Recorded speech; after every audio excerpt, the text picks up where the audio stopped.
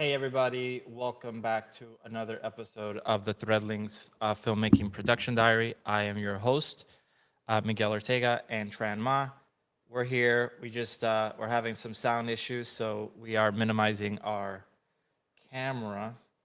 Tran, say hi. Hello, everyone. Sorry. She's acting weird. Yeah, I'm like kind of freezing. Yeah, so this is where we're going through the making of an animated short film in Unreal Engine. And yeah, so we're gonna start quickly here. So what I'm doing now is I got all these blend shapes that we got from our friend Shraga and Chris, and I'm going to plug them all into Shapes by Brave Rabbit. It's a really cool plugin that we're using. So I'm just dragging in all the shapes, so it'll take a second and they'll all get inside. Let me see what's going on here. Can you guys hear me okay? Is anybody in the chat at all?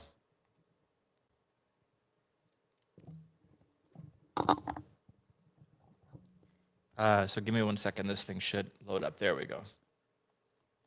So here we have our guy, and you can see these are like hundreds of blend shapes, one on top of another. It looks creepy as hell. So there they are. So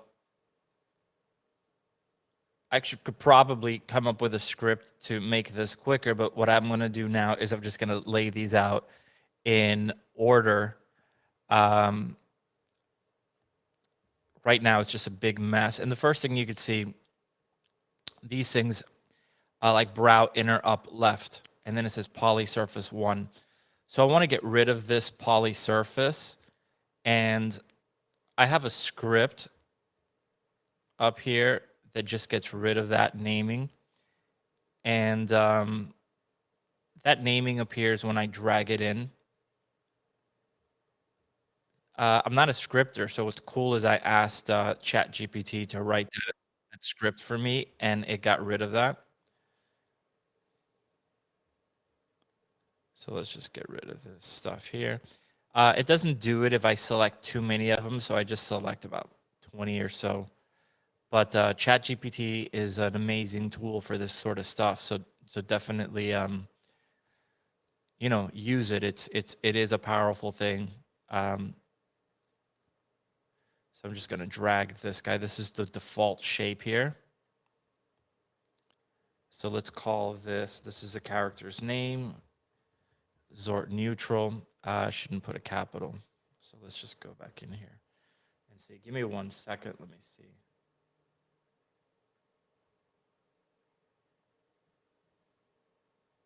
One second.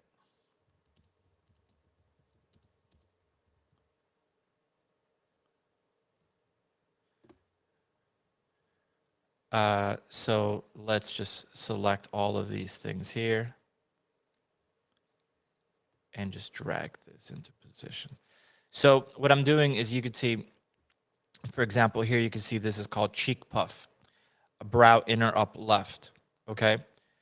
This is not super sexy. It's very boring stuff, but I'm just putting it in alphabetical order. And then over here you can see it says like brow down right, brow inner up right, and brow outer up. So this is a shape that's going to trigger whenever these 3 shapes kick off at the same time.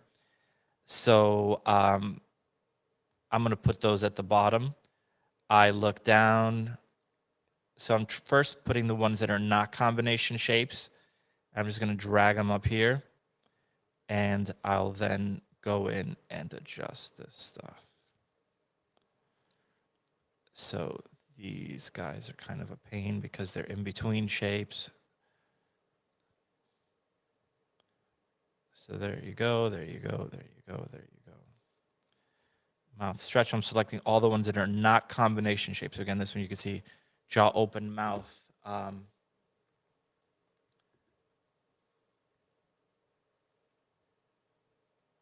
resolution appears low. Let me see what's going on with this.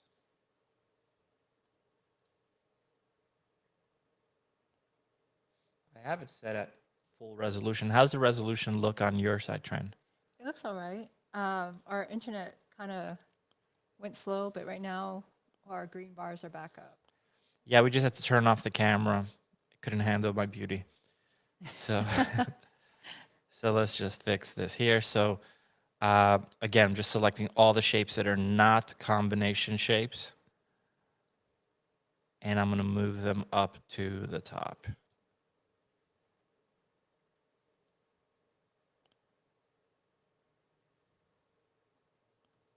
So we'll just drag these guys over here. Combination shapes, that's fine. So this is, you know, this stuff is really boring, but this is this is visual effects. A lot of it is not just the explosions and stuff.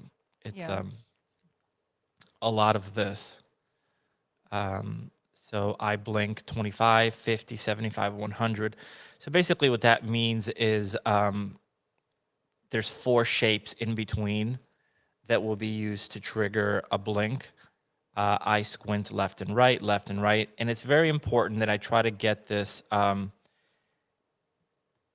a nice order, because the next thing you have to do is link all of these to all the other combination shapes. And if you don't have them in alphabetical order or in a nice order, left and right, you're just going to go crazy. You're going to lose your mind. So I just want to have all this stuff as clean as possible. So jaw open, forward, left, jaw right, left, right, mouth pucker. I'll put that up higher because it doesn't, oh, that's a jaw open and mouth pucker. So that's down here somewhere. So I don't want that.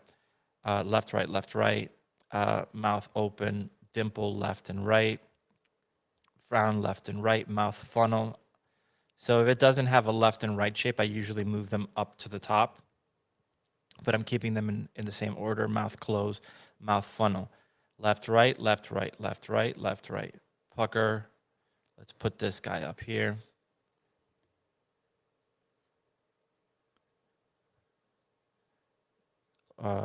Upper, let's do upper and lower.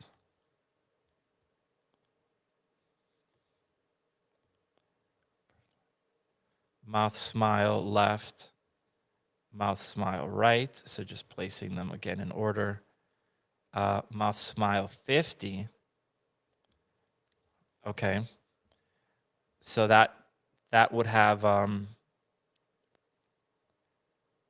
50% shape. So I'm going to put this guy over here and put this guy over here. Mouth stretch left, mouth stretch right. Okay.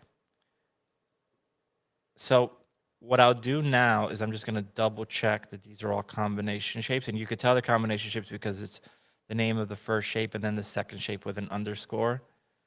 So let's just grab all of these guys. We'll group these and call this combination.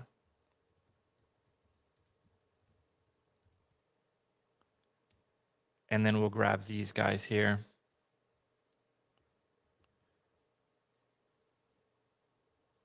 Sort.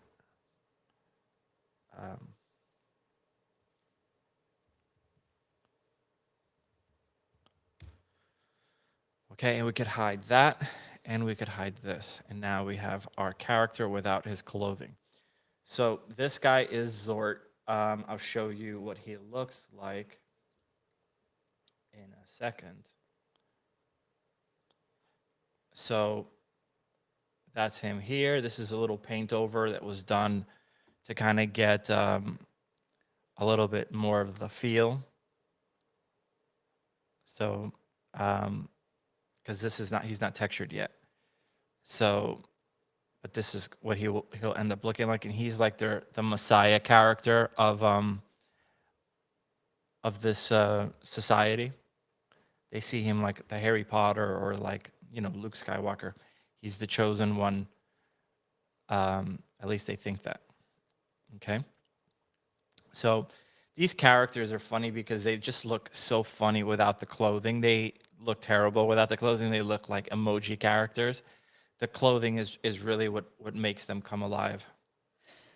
They do look like emoji characters. They look like emoji characters, every totally. time I look at Cot and he doesn't have his clothes on, I think, It looks like a freaking happy face. yeah, I just go, Yeah, absolutely. Every time I see him without the clothing, I'm like, wait a minute, are these guys actually look good? And then when I see him with the clothing on, I'm like, oh, okay, they do look good. yeah. I actually feel the same exact way. I'm like, did I mess up making this guy? Yeah. So let's get the cheeks in here. So again, I'm just putting this in alphabetical order. I could probably ask ChatGPT to try to do a script for this. I just, you know, I don't know what it is, but this process can go bad so quickly that I just rather make sure I do it myself. So there's cheek. And, you know, the truth is a computer would probably be more accurate at not messing up a bunch of stuff like this because it's all just names, ABCD. So let's put the N's. So we'll put this after this. So our nose sneer, and again, we're going to put them left and right. And then we'll plug this all into Shapes in a second. And Shapes is an amazing program that every character modeler should know. So jaw left, jaw right. Let's do jaw open first. Jaw forward after that. Let's move these guys over here. So eye wide right, squint, squint. Let's put these guys in better order. Okay, there you go. And blink.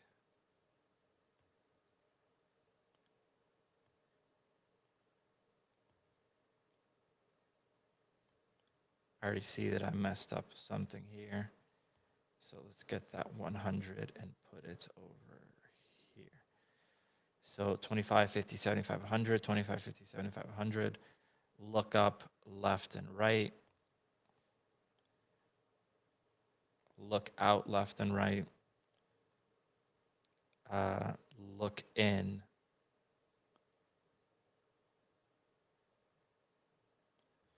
So these two seem like they're missing, which probably means that they're in here somewhere. So we just have to find them. I look down right 100. There it is.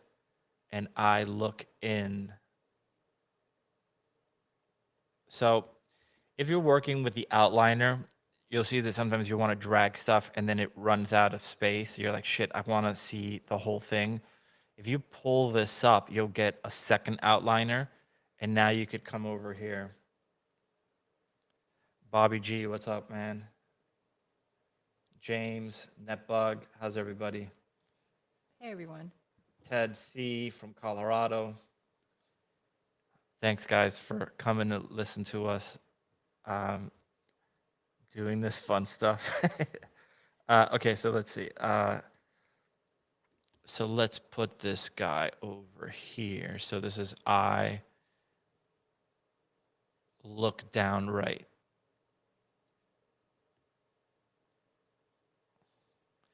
So this is my I look down. Okay, I see. So I could come over here,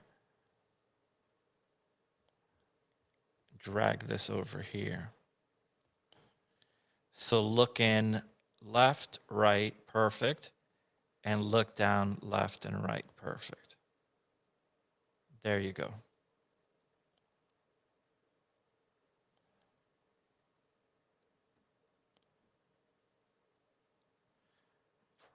Brow down left.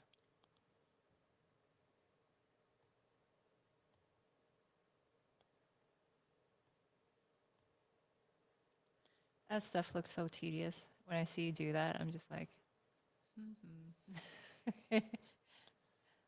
You think it's, yeah, it is pretty bad. Upper, lower, mouth roll lower, upper, lower. Let's do upper, lower. So just trying to keep this as organized, like I said, as possible. And I want it to go left and right always. It doesn't mean that the other one is wrong, but just keep it consistent. Okay, so all the shapes that do not have a left and right shape would go first in alphabetical order. At least that's how I'm organizing it. So these guys here, I'll just move them up here.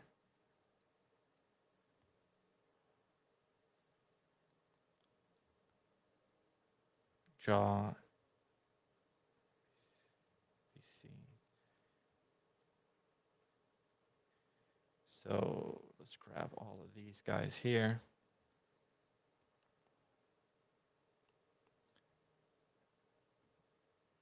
This will be cool at the end. Let me see. So C, and we'll drag these guys over here. So E.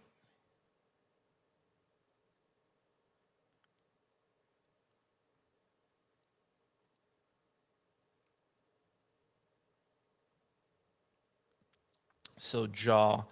Here I am like singing the alphabet in my head. A, B, C. Okay, E. So let's put this guy over here. Da, da, da, da. Can you believe we're in a writing program and I still have to sing the alphabet in my head to know. Okay, so let's see.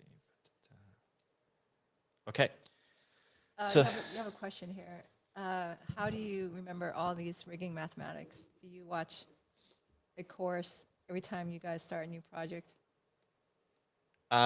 pretty much I have to relearn this whole crap every time we start because I forgot absolutely everything. It's in there somewhere, but it's in a, it's in a completely messed up, undefragmented chaos. And I'm like, that's the worst. that process of relearning it is really difficult. It's like that a lot for us, I think. Like I feel the same way about many things.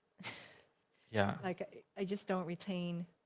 You just don't have it like, fast callback that you go, oh. But I think that's actually really normal. Yeah. Then you have another question. How many blend shapes do you have, and how do you know when to make a combination? Well, combination shapes are. Let me see if I could show an example of it here.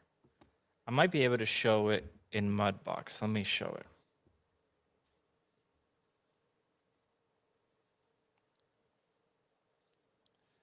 Because I could show basically the concept here. Okay, so let's just say, let's go to Zord since that's who we're working with. So I'm going to go to the original unsplit ones. Oh, I actually have to go to the split ones. Okay, because those aren't exported out. So let me find the neutral shape. Okay, so we have this guy here, right? And let's just import layer.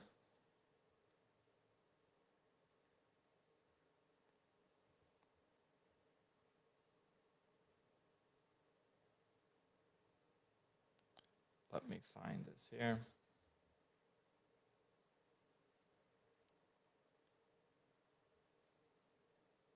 Give me 1 second.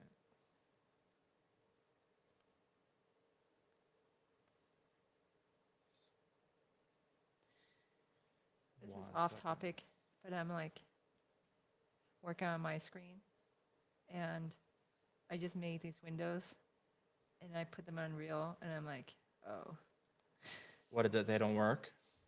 they're too big, and I think they have to have the stained glass because I need something. So I'm looking at reference right now. Okay, give me 1 second. Let's bring this in. So split. I just found a reference. Um,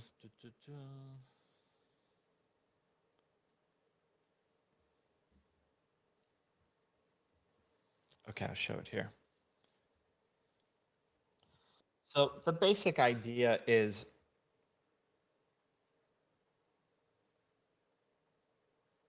you do a combination shape when, let's say, you have the character's mouth opening or the mouth smiling. Let me see if this has any of the shapes plugged in. Here he's got his clothing, so he looks much cooler. So just give it 1 second. Okay. So we'll go to animation editors and let's go to a shape editor here. And here we have all the blend shapes, but let's just do jaw open, for example. I'm going to break this connection here, and you can see I'm going to make him do this, right? So that looks fine. It looks good, right? His mouth is opening. Great. However, if he were to smile also, so let's find our smile right here. That shape may not be exactly how you want. You might want to art direct it more. That one actually doesn't even look that bad, but we probably have one here, which is jaw open, mouth smile. Let's see. Or mouth smile. It is. There it is. So you could see it works. It's not terrible. But this is the corrected one. And you could see it just makes it look a little bit nicer. Look at the lips here compared to the corrected one. The shape just looks nicer. So that shape doesn't look so bad, but some of these will look really bad. Let's do jaw open and mouth pucker, for example. This one might look terrible, right? And if we look at what that combination looks like, you could see it cleans it up, and it looks much nicer. Make sense? So you basically just have to keep combining things and then finding things that don't work and break until it breaks. And then you go in and be like, okay, I need to make a shape that is going to combine these three shapes and make them look better. So here you can see we have brow down, brow down and brow outer up. Now this hasn't been split yet, but once it's split, there will be a left side and a right side. So this already is a combination of two things, the brow down and the brow outer up. So it quickly becomes a ginormous amount of shapes. I think this guy probably has like 150, 200 shapes. It's not uncommon to go to like 600 shapes or higher at a company. We minimize it, but at Tippett we used to do like 600, 700 shapes per character. Most of those shapes are combination shapes, though, and this is the way the faces are set up at a place like Weta. Even like they're doing it still with blend shapes. It's not, the days of the joints are kind of gone because you can't art direct it as much, or maybe you can, but then the other animator that gets it, he might be great at timing, but he'll start moving these joints around in a way that make the face look horrific, right? As a piece of sculpture, it doesn't even look like that same person anymore. So this way you get consistency across the board, and you're not telling animators to sculpt a face or sculpt a proper smile by moving joints around, because that's essentially what they would be doing. Yeah, and then thing is to remember, like you'll end up with just completely different faces, right? Like if you Yeah. think about how any particular person smiles, they always smile that way. But if the face has like 20 different smiles because they're being animated by 20 different animators, it will not look like the same person. Yeah. It would just be somebody completely different. Yeah. So yeah. So anyway, that's that. So he looks really funky here because he's gonna have clothing, but he'll look good once we bring him into. I may as well just copy this. Let's go to. That selection highlight button. I don't think I've ever used it in my freaking life. And this one here, do you use this often, Tran? The selection highlighting? I actually been doing that with my sets because they're so dense. When I select it, the whole thing turns solid green. Oh, that's funny. I like totally never use it. But I started using it more because I actually want to look at what I'm selecting sometimes. Yeah. Let's see. You have a question. Are you guys doing mocap for facial animation, or is it all hand key? We're gonna have both on this. Yeah. Do you think AI will ever be able to do blend shape corrections without the same level of art direction? I think AI could do anything. The problem, the only reason why AI has already become great at creating images and not great at doing roto, it's a very simple thing. It only knows what you feed it, right? So like large, ridiculous amounts of data that it could understand and learn. Not every company is not any company. Nobody is going to an AI company and giving them for free thousands of NDA shots with roto that it could learn from, right? It's not in the company's Well, they can't. they can't, even if they wanted to, but they wouldn't be sending this to the foundry so that the foundry learns how to roto for free by sending them a bunch of footage that they don't even own. So I think if all the companies submitted, the 20 past years of roto work to an AI company and it would process all the images, maybe it would figure out how to do it. But you just can't do that. So there's no way for it to get that deep data that it could get by just scouring Google or ArtStation or whatever. Yeah, and I think what AI is doing when like you see those like face replacements is something just so different than like what we're doing in our pipeline. You know what I mean? Yeah. Like it's so specific. I think I don't see it happening because we don't even see that happening with topology, right? So like there is remeshing, but it's still you still have to require so much handwork. And like with facial expressions, that's even more specific. There's like even less people that know how to do that. Face stuff is like the black art of CG that no one even realizes exists. Yeah. It's like one of those jobs that if you know how to do it, you move up the chain really fast as a modeler, but most people don't even realize that it's a job. Yeah. And it's again just I think the smaller the department is, the more hidden it is, the less likely I think there would be like AI stuff on it. But at the same time, everyone wants really good facial expressions. So I don't know. I think it depends too. Like, do you see the average person wanting like, I mean, the average person, not an artist, like someone who just uses TikTok, wanting to do like good CG animated faces. I don't know. There's a few guys at Gnomon that I could tell are like into this. Sean is one that he seems like he's into this stuff. He's totally into it. Yeah. So just putting this stuff. So you can see we're just getting the order correct. And then we'll plug all this stuff into shapes. So mouth pucker, let's put this over here. Mouth funnel. I should keep all the mouth funnels together, so let's put this over here. So mouth funnel, mouth pucker, left, right, left, right, left, right, left, right. But yeah, you just do a ton of shapes. On these, Shraga and Chris helped us with this. Not helped us, they made these. Um, but I did this for a very long time at Tippett. Just doing faces, and yeah, I do not mind them doing it. Not at all. It's tough.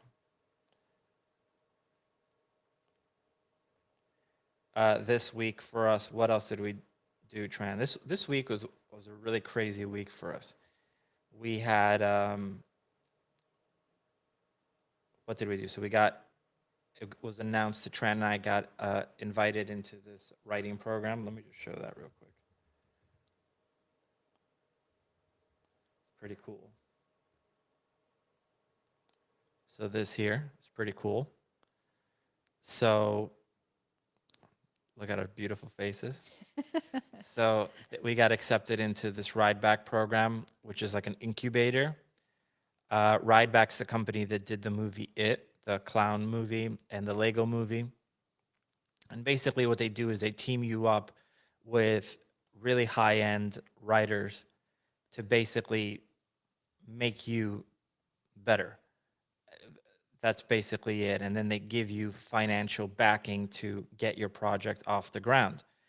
The great thing about that is that we're bringing the Threadlings to this. So we're in a room with a bunch of writers, and everyone just basically has a go at your script. Like, this doesn't work, that doesn't work, this doesn't work. And everyone just tries to make everyone's work better. And you don't have to listen to anybody in particular. If you don't agree, you don't have to do it. But it's to kind of mirror what a writing room would look like. So what's cool also is that the level of guests that they have is really incredible. So this week we had Phil Lord, the creator of Spider-Man Into the Spider-Verse, come talk, which is just pretty incredible. Yeah, it was pretty amazing. I guess the thing for like that has me super excited about it is that it's only writers. Like, and then the world we live in is full of visual artists. so so now it's like, wow, you just meet people who make their craft and with words. Yeah. So that's I don't know. That has me so excited. Yeah, it's cool. because writing is something that doesn't come naturally to us. So the fact that we got chosen um, from a bunch of people that are legit writers was a huge honor for us because we feel like hacks all the time. Yeah. So that's, I don't know, that's super exciting. I don't think my voice sounds excited, but I am excited. So brow inner up. Oh, this has to go over here. So it's almost ready to be plugged in, guys. I know this is as fun as watching paint dry, but that's what it is. Yeah, a lot of what we do is just really tedious. I would say, right? Yeah, and that's what it is. It's not saying that it's not trashing the industry. It's just It just takes a lot of work. it's not all glam. Yeah. A lot of the stuff is the stuff that doesn't make it to the behind the scenes stuff because it would bore the crap out of you. Let's see. There's a really nice comment from Farid. I'm probably pronouncing your name incorrectly. Sorry about that. Thanks a lot for those live stream. Great teacher, very nice people, great information. I'm a Houdini guy, but love Unreal because of you.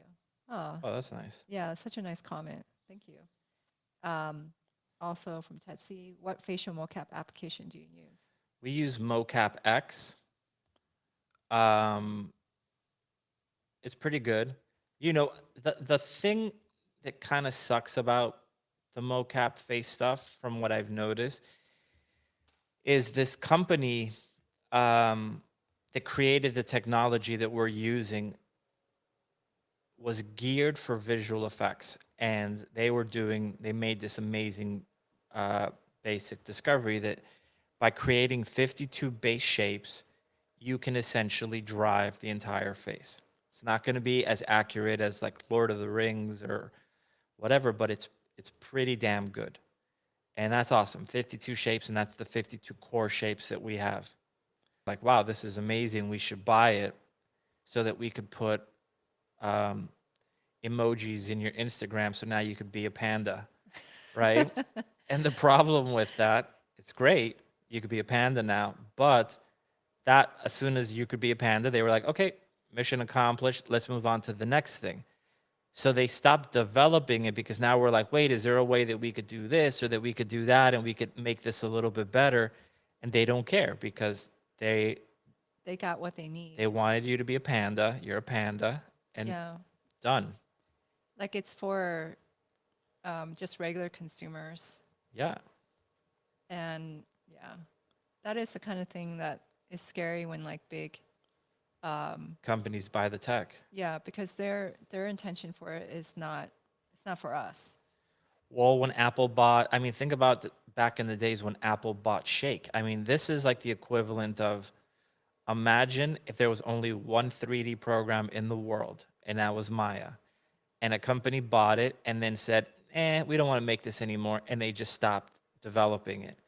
And then everybody was like, this entire industry, everybody used Shake. Everybody, Yeah. right? And overnight, basically, this tool that everybody used was no longer being made. It wasn't developed; it was dead because Apple was like, "Oh, we're gonna put this inside of Final Cut or whatever," and then they just stopped developing it.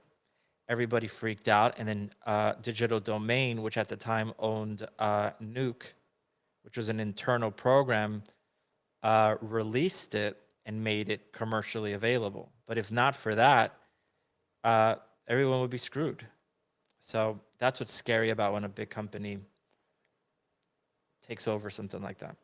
Yeah. That's what happens. That's what happens. So let's see, mouth funnel. I'm bringing this down over here. Left, right, left, right, left, right. Let's put these guys over here.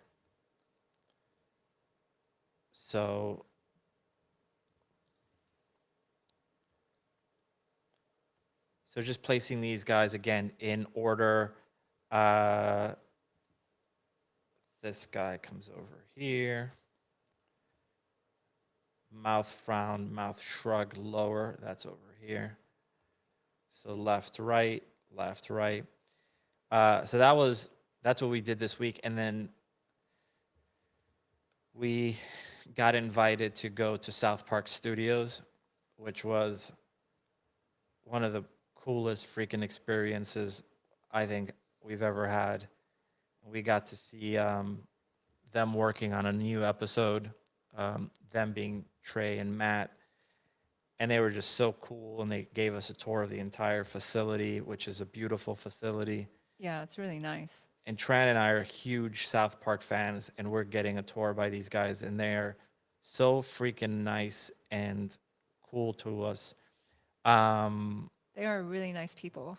We So- got to see, yeah, we got to just sit in the writing room and just, look at the board and see everything they're working on, and then watch Trey directing one of the episodes, which was just like my head was about to explode watching this because giving notes on everything, you're just like, what the hell is going on? It was so mind blowing. And we met like Eric, their animation supervisor, who's also Butters. Butters. He's the inspiration for Butters. And then to top it all off, we got to go in the recording booth, in the mixing room, as they were recording Cartman and another character. I don't know what that other character was. It wasn't Butters, but or Stan or Kyle. It was another character. But watching like these guys performing the voices live, like, my God, It was really, really cool. it was like a pinch me, what the hell is going on moment, right? Yeah, big time. Pretty surreal. So, yeah, you know, there's this like thing where people go like, well, you don't want to meet your heroes because they'll disappoint you. Those guys they're awesome. They're really cool. Let's see what else we got here. So I think that looks pretty good. That looks pretty good. So I think my order is probably not right. So ABC, the EFG. So let's put our cheek squints up here. So I need to split this again. So I'll just come over here. Let's find where the C would go.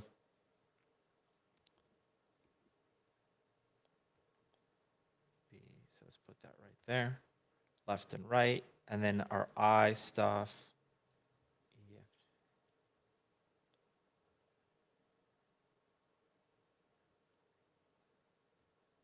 let's put that right there.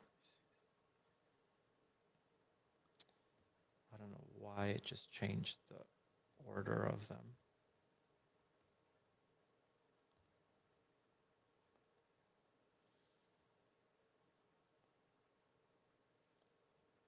I don't know why I just did that. It just completely flipped them. I think that's happening when I'm dragging it from the bottom to the top because it's not happening when I'm doing it the other way. What are your thoughts, Tran? Tell me more stuff. I'm like, sorry, I'm looking at my window. So I am working. You guys just can't see my screen, but it looks weird. I don't know. When you do that stuff, it looks really complicated. And I'm glad I'm not doing it. Yeah. Let's see. Here's some questions. Do you guys do previs? No. Yeah, we don't. We cut out as many steps as we can because we're just so small. I mean, we don't do a previs stage. We build the set, and then once we have enough, and then we have some animation, Miguel starts framing the shots right away, just Yeah. like directly. And then he'll start editing. So we just like go right to it. We do have a script though. For us, the script is really important. Yeah. And that has gone through many, many drafts. And then let's see a few more comments. Here's one. I don't know if you know the answer. What? Naiad fluid simulation. I guess it disappeared. Chatty. Hey guys. And then JD Smith, not to brag, but when you guys hang out at South Park, I was standing in line at DMV. No, we're definitely not bragging. It's more like we're freaking, like we're still stunned when something like that happens. Like, what the hell? And I know you're kidding, but for us, it's one of those things where we, like I told Tran, I'm like, shit, man, it feels like we're watching like Mickey Mouse being played by Walt Disney or Mel Blanc playing Bugs Bunny, right? You're hearing Cartman come out of a microphone. You're just like, oh my god, this is Yeah, they're like total legends to us, you know. yeah. So I think that's the thing. We're we're we're yeah, we can't believe it. Yeah. What is going on? Like, take a look at this. So I'm selecting this, right? Right. So like I'm clicking. I just clicked it, and then when I click over here, then it selects it. I have I have all kinds of problems nowadays. I don't really know like why things do certain things, but I do have times where I just can't select stuff and I just have to restart. Cannibal the Musical. They did that in college. I never actually saw that. You got to go watch and watch. You got to go and watch their OG stuff. Like what was the other one? Orgasmo. Basketball. Just the name of that stuff is really funny.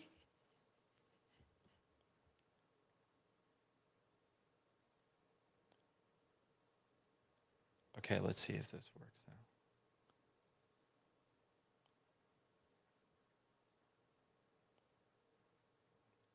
I think it's acting weird. You may have to take over for a second All right. because I think I have to do A restart. a restart of Maya. Let me share my screen. I'll be back. Okay. And our Oh, Chatty's on fire. our cameras are down because of speed. Our internet's a little bit slow. So what am I doing right now? I am working on I'll slow down a little bit. So like last week I did show this part. It was not as far as long as it is now. I have some additional pieces. So I built this. We didn't have this, so it just looked like this, and it was just a hole. And this was made to kind of fill in the gap. So we're trying to be modular.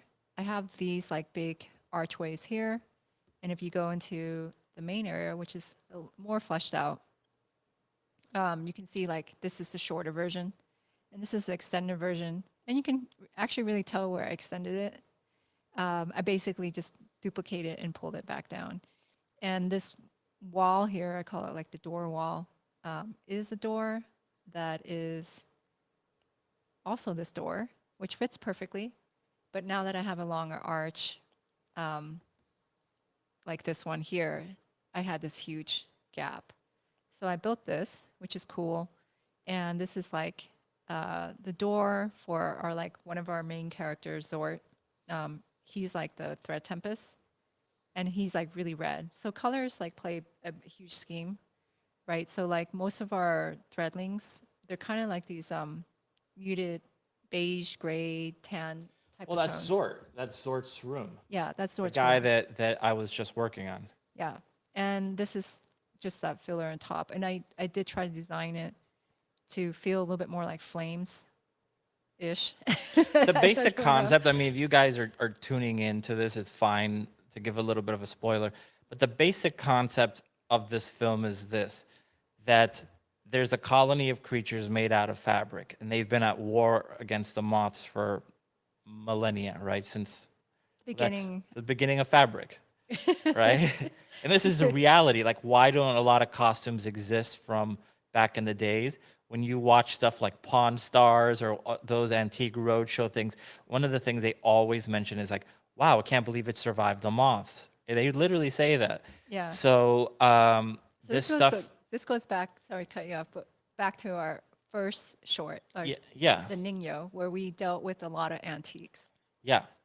So they've been fighting this fight forever, and according to prophecy, there was going to be a threadling born from a red crystal, a fire crystal. All of the other ones are born from a blue crystal. Hence the red door, hence the red costume on Zort. So here comes this prophesized, Harry Potter, Luke Skywalker type of character, Yeah. right? And he's supposed to be the one that's going to save them all. But our movie's not about him.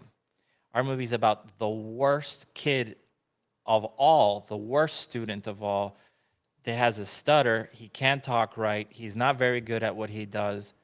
No one really has any faith in him. And one day, while he's out walking with his best friend, who also is a little bit weird and whatever, they witness this guy, the prophetic, chosen one, get murdered.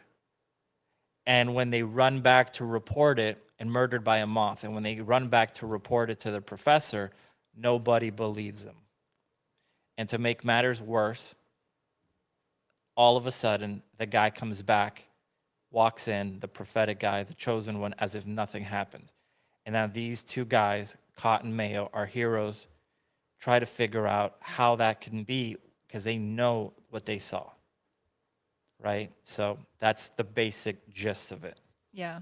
So he's a super important character, the Zort guy, and he's the only thing that uses red. Yeah.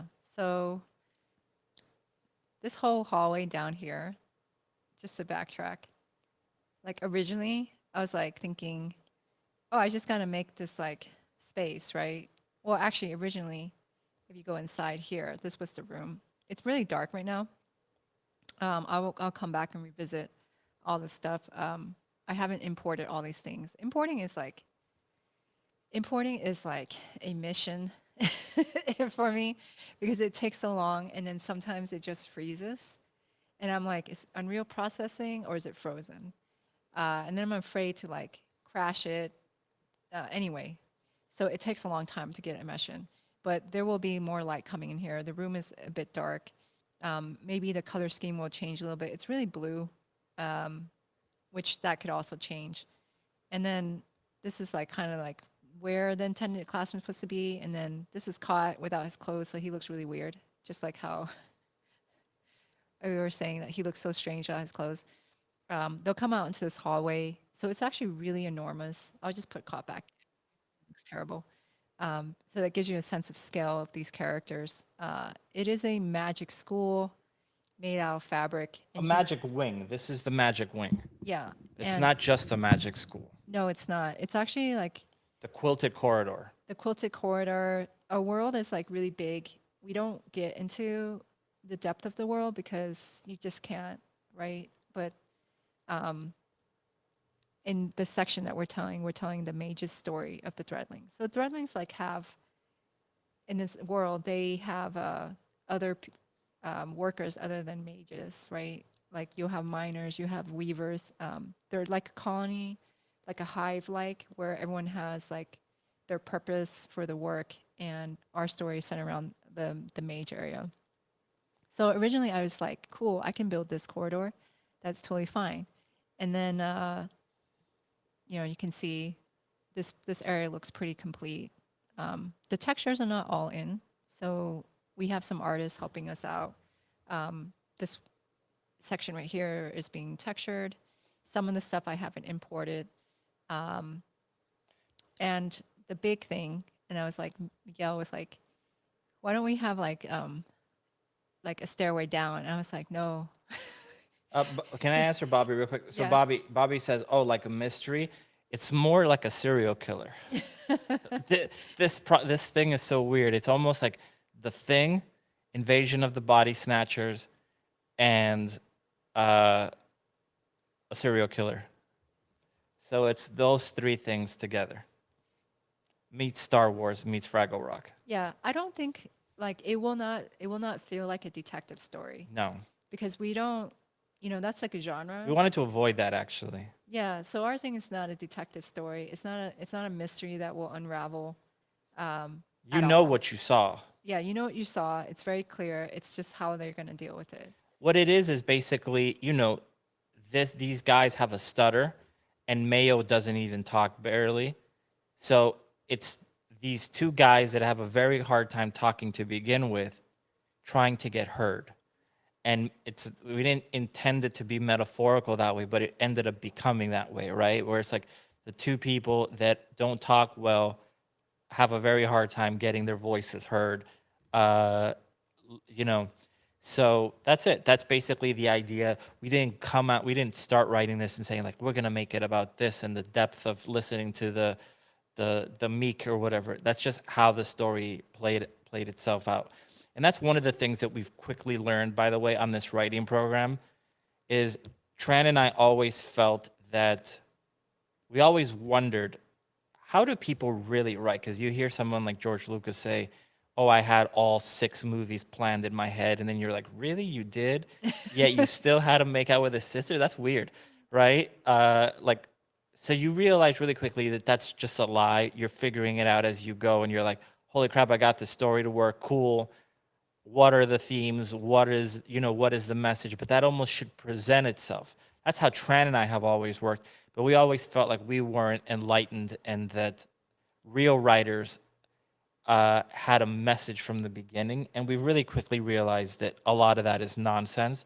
And you're just kind of, you find that as you go. Um, Yeah, the story will find its Yeah. way. And it takes a lot of rewriting. Writing is rewriting. but you see what I'm saying? Like that, we always thought like that maybe other writers were much deeper, which they are deeper. We get that, but Yeah, but that they they are already deeper. come in with this like, I want to tell a story about this, and what you realize is a lot of times they're just figuring it out as they go, and then at the end of the process, they tell you what it is. But it's ultimately the same as the guy that painted a black canvas telling you it's about the war in Palestine, right? And you're like, no, it's not. It's a black canvas. So it's kind of that. It's not like that intellectual. I think that it's just basically writing it until it all really works. Yeah. And we always thought like, well, we're just kind of dumb, so Yeah. we can't figure it out ahead of time. Yeah. But anyway, so this is the part where it became a little bit bigger. Miguel was like, just build a little indication of a stair. Just, it would just peek into it. Yeah, look how cool that looks now, though. Yeah. And I'm like, Now Miguel, I'm glad you did it. yeah, but I'm like, that's a lot of work, right? And he's like, no, it's not. And I'm like, yes, it is. And then I like those big windows, by the way, that you said were problematic. I think those look great. I don't know where I went. I lost my orientation. I zoomed on the wrong thing. I think that they feel too flat a little bit. So I'm really bad at zooming. This whole thing that we're just peeking to became not just peeking to, it became a set. And this is where Zort's room will be. That looks nuts. And then it's a whole other corridor. I don't have stairs yet, right? I don't really know. I'm actually kind of worried about my stairs because I don't know if they will make any sense.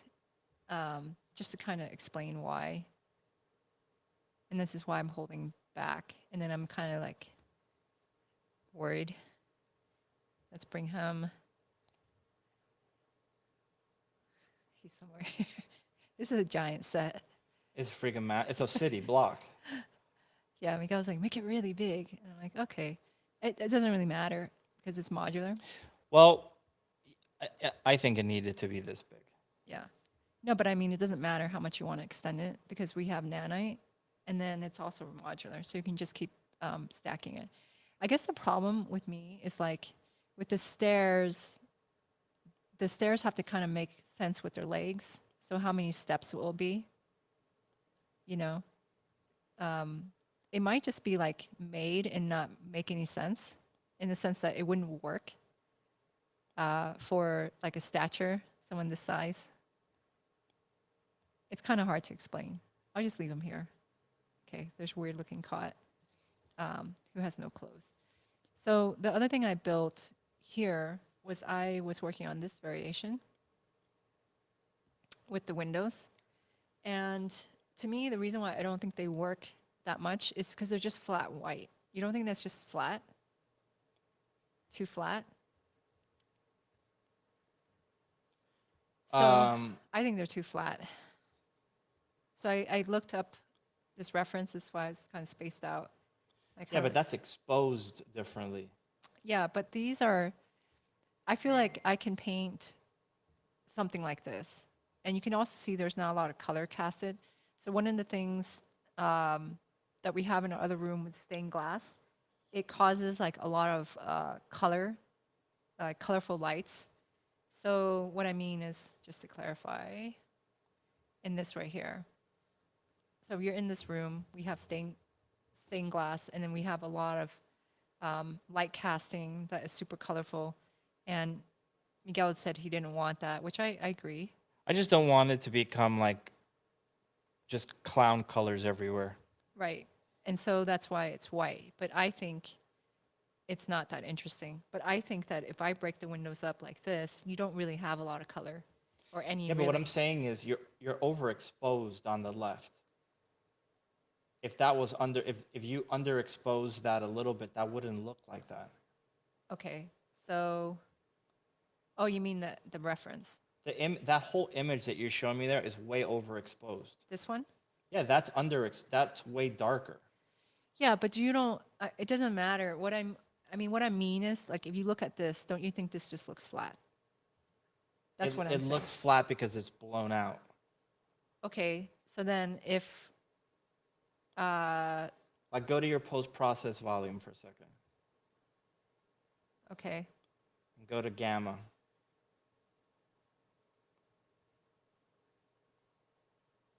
okay. And what is it set to? Well, I didn't have anything on, but I could bring it down.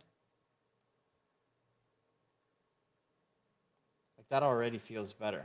Well, right now, the way it's set up is I just have a light. You have a crazy lens flare, by the way. Yeah, I do, but I'm not worried about that. And then what I have is a material. I mean, what you're saying, what you're suggesting, I don't disagree with. I think putting in some color, not a ton. There's nothing wrong with that. Go for it. That's fine. That's what I want to do. Yeah, that looks good. Like I want to do this just so that the windows don't look so flat. Yeah, I think that looks good. The way that I have this set up is I actually now have two directional lights, which is not the smartest idea because they compete for each other. You can have like a ton of, I don't know if you want a ton, but you can have multiple lights of like spotlights, point lights, and all that stuff. In your scene, you really just want one, ideally directional light, because they can actually compete each other for which one is the dominant one. I have this one here just so that I have like rays coming in. So you notice like there's the effect that I'm looking for in lighting, which I think will look really pretty, are like these kind of nice casts of lighting coming through the windows. And that's why I wanted really large windows so that, you know, it's not about looking at the window. You could get something nice, but like if you have a character back here and you spend more time lighting it, just having that nice kind of shape could look really, really pretty. And then that is being controlled with the second directional light, right? The way that I'm keeping one more dominant is you can look at the forward shading. And I believe this is correct. I think 0 is priority and 1 is less priority. The other thing that makes one more dominant is just intensity. So the main one has a higher intensity. This one has like intensity of 8, and this one has intensity 10. So the one that is stronger will be the one that's dominating. The other thing I also did was that I have like these windows, this geometry. I'm just going to hide them, right? And they're separate. And naturally, even if you put glass on them, so they usually don't allow light to cast through. So by default, if you bring a mesh in, I don't have glass in particular, but I have an emissive material. But if you have glass, the same problem. You can see like the sunlight is not casting through. You have to select your mesh and check shadow indirect only, which allows the light to pass through. And this makes it a little bit more a pain in the ass to lay out because I have to have separate mesh for the windows and I have a separate mesh for the wall. I don't know if that makes sense, but it doesn't work as easy as you think, is all I'm trying to say. But now I'm going to come back and figure out how to do these windows. And I am thinking like in my head that this is going to be a pain to texture. So these are not textured yet. What will be a pain is just coming in, trying to fill in each kind of thing. It would take a long time because they're really long. And it's just, I want each diamond to be different. So I'm actually thinking of like going back into Maya and just revisiting my mesh, like this one, and just slashing it. And so that it actually is shaped like this, and then it'll be easy to texture, which is a little really backwards and a weird thing to do. But yeah, that's this mesh I have here. I hope to get to the stairs really soon. I'm just not there yet. And I do have another piece that I wanted to add, and I'll just do it right now. Let me just save everything because I'm afraid of things crashing. Just Google duck ramp. Is that? Did someone write duck ramp? Yeah. Just Google duck ramp. What is there you go, done. I'm assuming that's like a slide. The stairs are done. Let me Google that up. Oh, they're just little ramps. Yeah, they're like handicap ramps, aren't they? Two directional lights. Someone likes to live dangerously. Yes. That's funny. Yeah, I see that. I guess I would pull up. What's a duck ramp look like? Here, because that could be.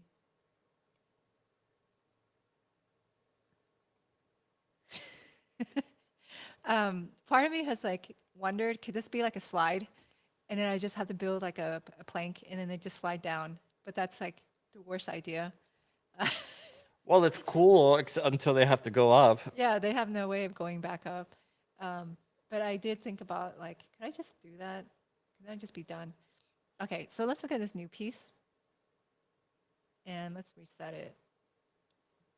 And it's over here. Someone said you could bake an AO map of your frames onto your window and use SD flood fill to add random colors. SD flood fill? Substance designer? Is that what that means? Because I could try that. I have used the AO map before to kind of work as a mask. So I actually know what you mean. But I don't use Substance Designer a lot. What I was thinking of just cutting up the mesh to polyfill it in Substance Painter. But if that works. He put, yeah. Okay. I'll look into that. That might save me so much time. Okay, so I'm going to duplicate this while it's still in the center. The rotation, what is it in this program? I think it's in Z. Yeah, it's in Z. I get confused.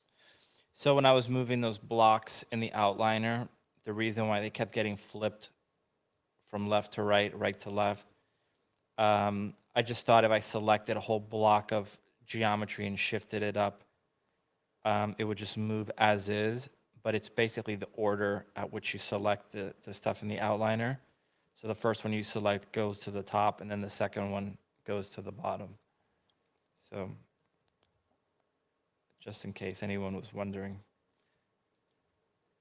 Okay. Here is our rotunda. Now there are some issues with this because I made it bigger. I just scaled everything up. And the issue is it doesn't quite connect. You can see this arch is not fitting. I don't know. This is the kind of the part that Makes you want to cry. Yeah, because it's like modular, but it's not like the best module, the easiest modular. I'm not saying the best looking, but the easiest type of modular set is like one that's just cube based. Yeah. Right, and you're just stacking like these kind of cube type shapes. This is not. Yeah, but you might not even need to connect that. Can you look? Let me. Oh, that's the rotunda there. Yeah, let me give it like a floor. just so I'm confused where I am spatially. Like a lot of my numbers are like hitting in the thousands. Off topic, Godzilla -1 is worth seeing on the big screen with a badass sound system. That movie cost $15 million to make.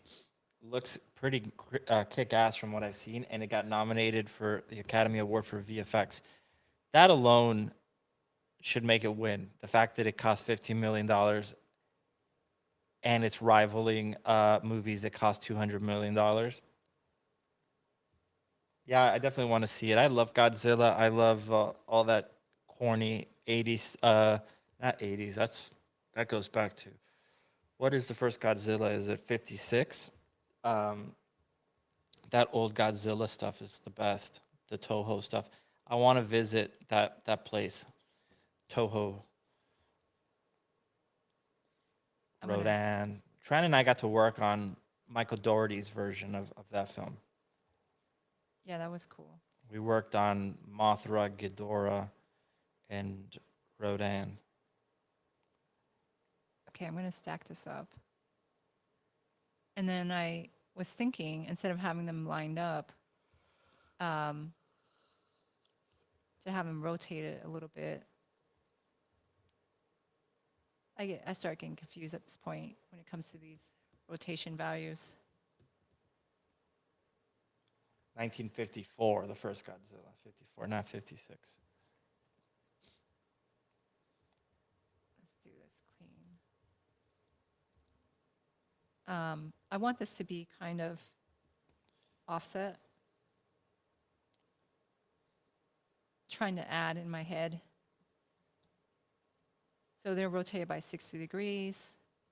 This is 210, 270. And then last one, 270. What's 270 plus 60? That's 330? Okay, it looks right.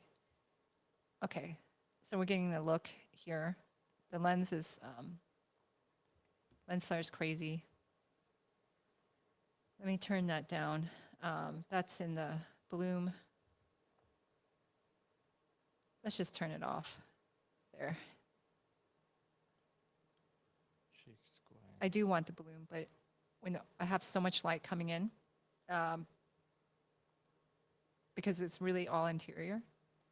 And so this is like one of this section here that I just assembled is going to be like a main section at the end. And that's why it's really big.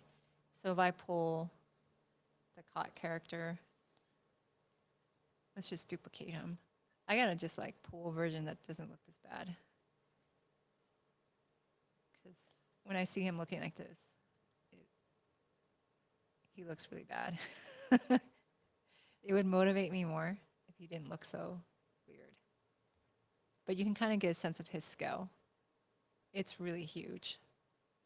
I did try to do some things in the design. I don't know if you can tell. I put more like diamond shapes. So it's like more an ode to the crystal. Yeah, and there's more crystal shapes like this. So it has a lot more diamond. It's a little bit more angular.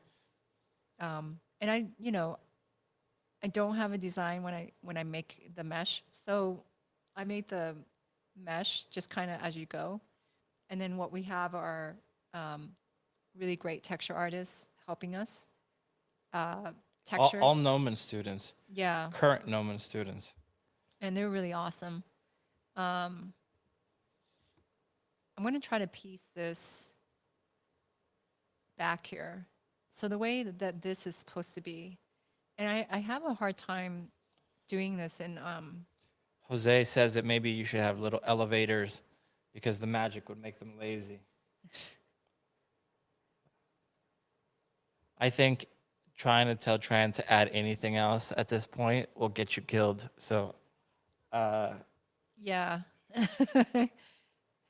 Are you going to use Path Tracer or is it Lumen enough? Lumen, we're using Lumen for this. We tried Path Tracer, and it just became, it just got slow. That's the truth. It looks amazing, but It lost like what was good about. Yeah. We lost what was good about using Unreal. And here's the thing, we would have still used it. We would have said, all right, we'll bite the bullet and we'll let it take a moment. If we were able to look dev things with the regular Lumen and then convert it to, and then press path tracer and it would look just better, then we would have been like, all right, let's do it. It doesn't matter, right? You agree with that, right? Yeah, I agree. The problem is when you switched between path tracer and Lumen, you had to redo all the shaders completely for them to really look right. And that's when it became a problem because all of a sudden everything in the viewport looked like crap with Lumen. And then when you would turn on path tracer, it would take 5 minutes for you to see anything. So You then have- you're like, what is the point of this whole Unreal thing anymore? Yeah, they don't look on a very basic scene. If you light something super simple and a basic scene, They'll look close enough. they'll look close. But once your scene becomes very complex, they're just completely different. Yeah, especially when we're dealing with fur. That was one of the big things. It just looked like a completely different asset. Yeah. I'm realizing here, I don't know if this hallway is going to duplicate back. I'm like thinking, how do I attach this again? I'm confused. I also don't know the rotation angles. And I have a hard time like laying stuff out in Unreal. And then the scale, like Maya's really slow, but I'm much more comfortable dealing with Maya. Right? They're asking does fur work with Lumen? It does work. It doesn't work. It doesn't. It looks way better with path tracer for sure. Yeah, what it is like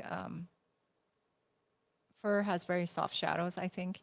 And then whenever I tried dealing with things like fuzz, like very subtle amount, it's not really casting those soft shadows. And it looks very strange sometimes. I mean, it's really hard for me to explain it. And I'm also could be just saying it completely wrong. So it might not be correct at all. Okay, I finally figured this out. So Ty said you could add plus 60 to add to the last value, but I don't know exactly. He said this a while ago, so I'm not sure.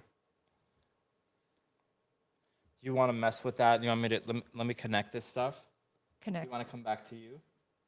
You can take over Yeah. if you wanted to. Am I getting? If I'm boring, yeah. No, it's not if you're boring. I think what you're doing looks great, but let me just wrap this up, or else it's like a half lesson. Yeah, go for it. Then they only got to watch me organize the outliner, which is pretty fun. Okay, so now everything is organized here. So this is like ready to go for our pipeline here. So I'm going to show you how we're setting this up.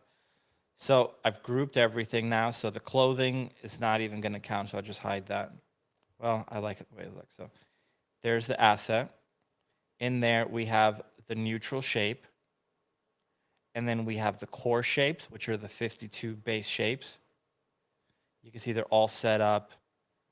Left, right, left, right, left, right, left, right, left, right, alphabetical order. Alphabetical order-ish. I mean, let me see, B. Like D, look down should be before look in. But, you know, that doesn't matter. I don't care about it being that perfect. But as long as it's the I look downs are all together, the I looks ins are all together. So anyway, there they are. So I'm going to select all of these guys here. And here, where you can see you have I blink 25, 50, 75, 100, that means there's 4 states to the I blink. I'm only going to select the one at 100. All of these guys at 100. We're going to come back and plug those in separately. Kind of a pain in the ass to plug those in. So here, the 50% one, we're just going to bypass it altogether and go right to the 100. Okay, so that's our core shapes. Then we're going to go into our combination shapes, and I'm going to select them like this. If I don't select it this way. It's going to place them in just a mess of an order. So I need to do it like this. Takes a moment, but it's really not so bad. Okay, so we'll select, crap. Did it crash? No, I just deselected it by accident, but I was able to undo my deselection.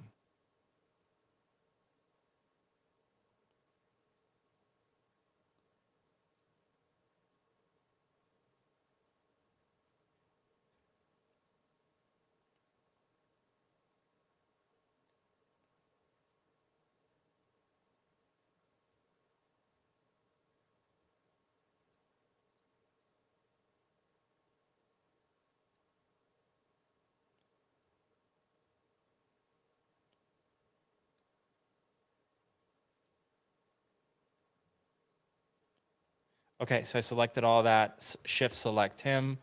We'll go to animation, deform, blend shape, options. Let's reset this. So you did not want in between turned on and press apply. When you do that, it is going to create all the shapes in your shape editor in the order that you selected them, which is very, very important. Or else you're just going to have a big old mess.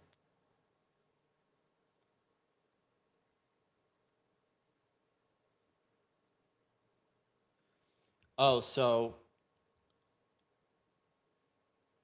Ty says it's just a quick tip. You can have Unreal do the math for you instead of in your head by typing in the equation. Yeah, I saw that. I'm like, oh, okay, I gotta look into that. Yeah. Okay, so now you can see all the blend shapes are set up. The order is correct. Everything looks beautiful. So now I could come over here. Let's just do like all these here. And you can see they're all set up. Okay, so it looks great. Look at that. That's so nice. It looks so tedious. Yeah. So now that we have this, I'm going to select this guy. Let's save it.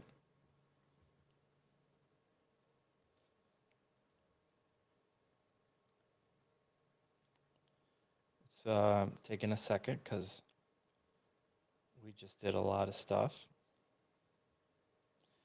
And we're going to go into shapes. So this is a plugin that you have to buy. We'll select the base model and go to load mesh. And when we do that, you will see all the blend shapes will appear in this UI here. Okay? You can scroll down, you can see everything. So what I usually do is I'll just come over here and I'll just immediately select all of these guys and just label them right away with color coding so that I could identify them very easily. So animated and correctives. Let's save this.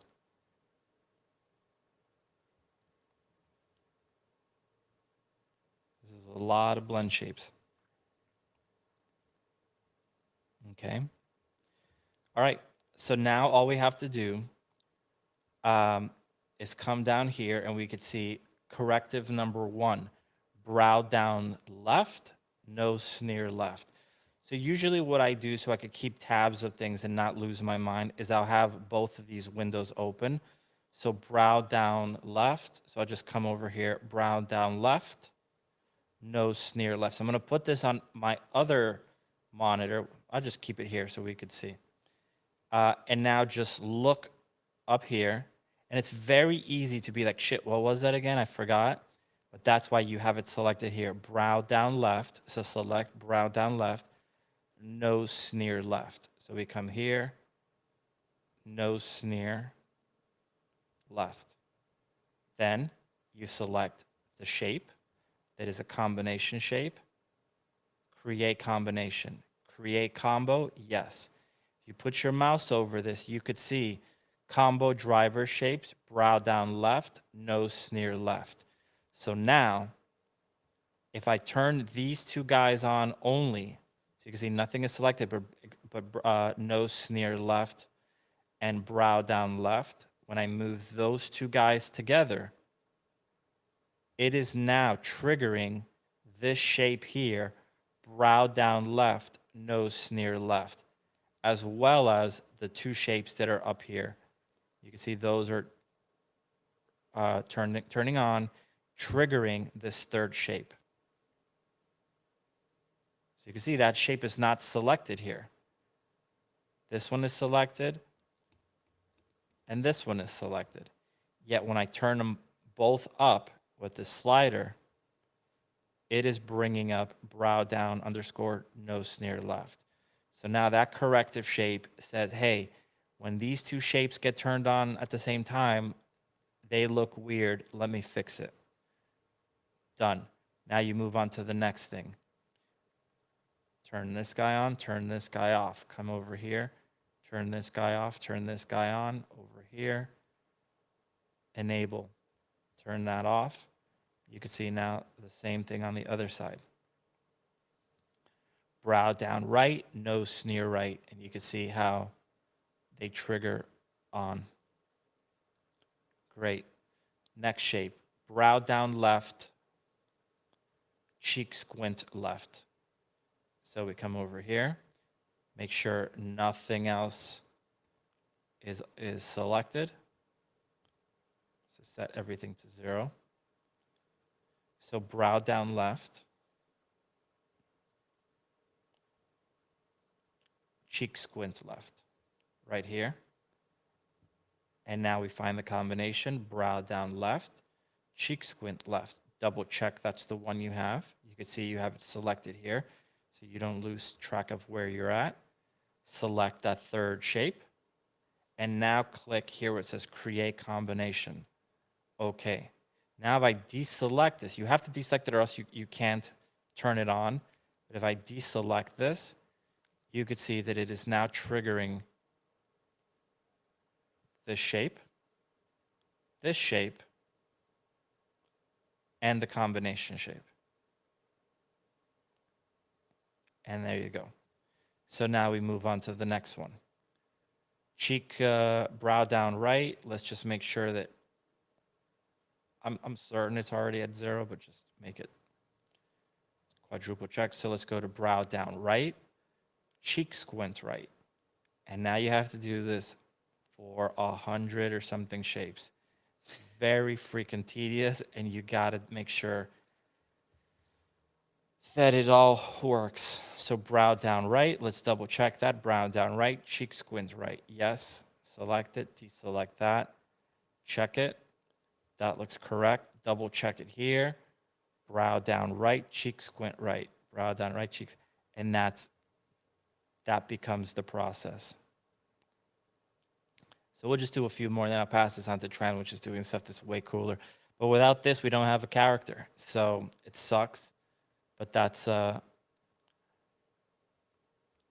it is, right? It's like saying you want to be an architect, but you never want to, pick up a shovel. Like, this is the shoveling part.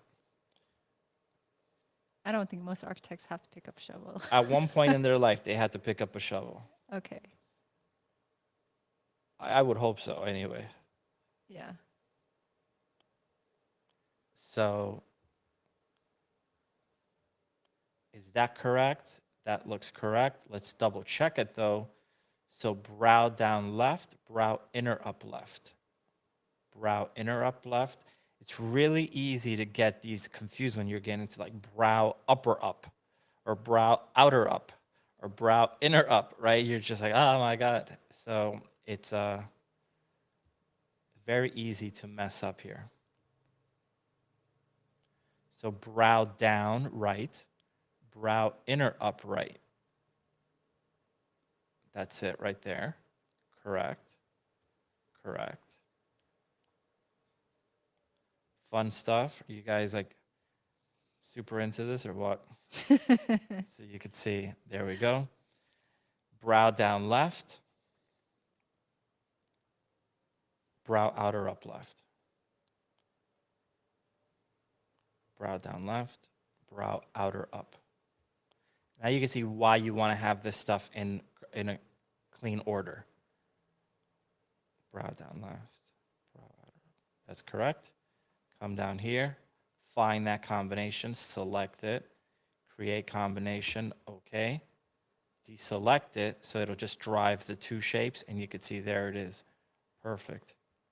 So now we go to the right one. Come over here. Brow outer up. Perfect. Perfect.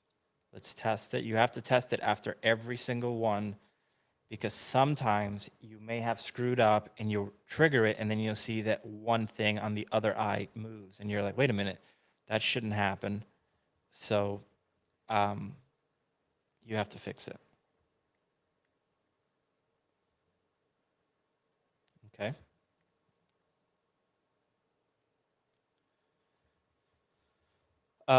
So let's move on. So now we get to a 3-part combination. So you can see it's brow down left.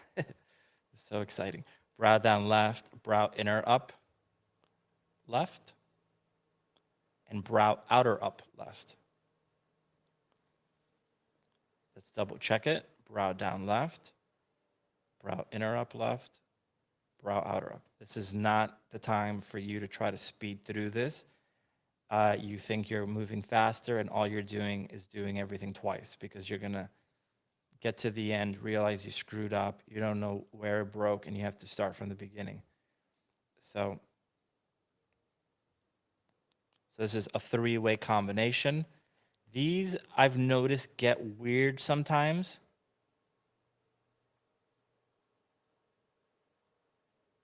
But there they are.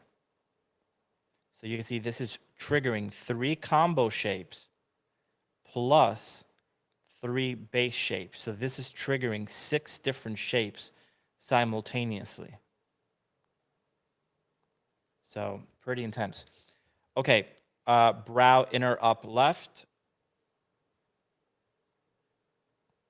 You see, you want to select it here, or else you're going to lose track of where you're at. Brow inner up. I think we've probably lost half the crowd at this point. Brow outer up left. But this is CG, kids. It is just tedious. It's just how it is. That's how it is. Yep.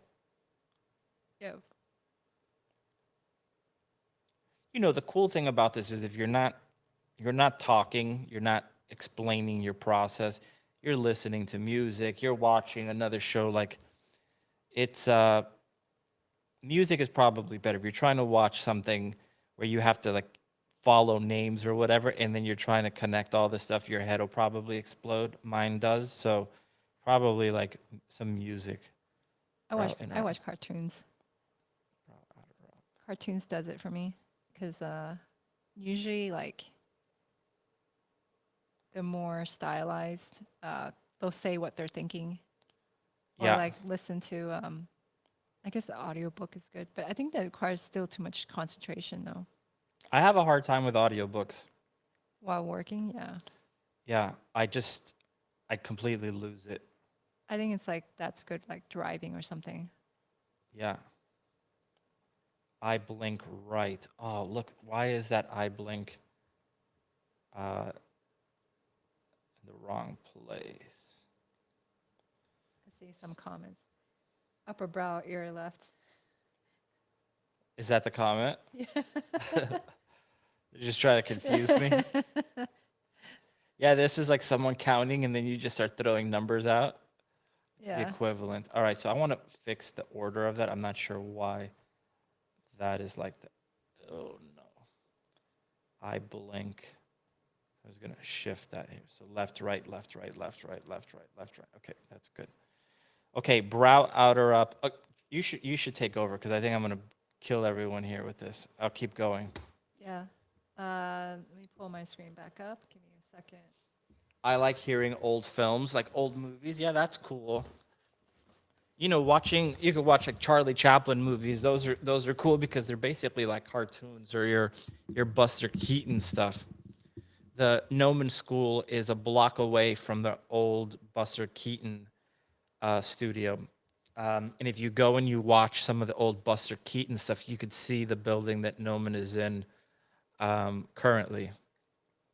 It looks more like you're in the middle of nowhere, like a farmland. So it's kind of cool. So what I'm doing now is I'm just trying to build around it with the same amount of pieces.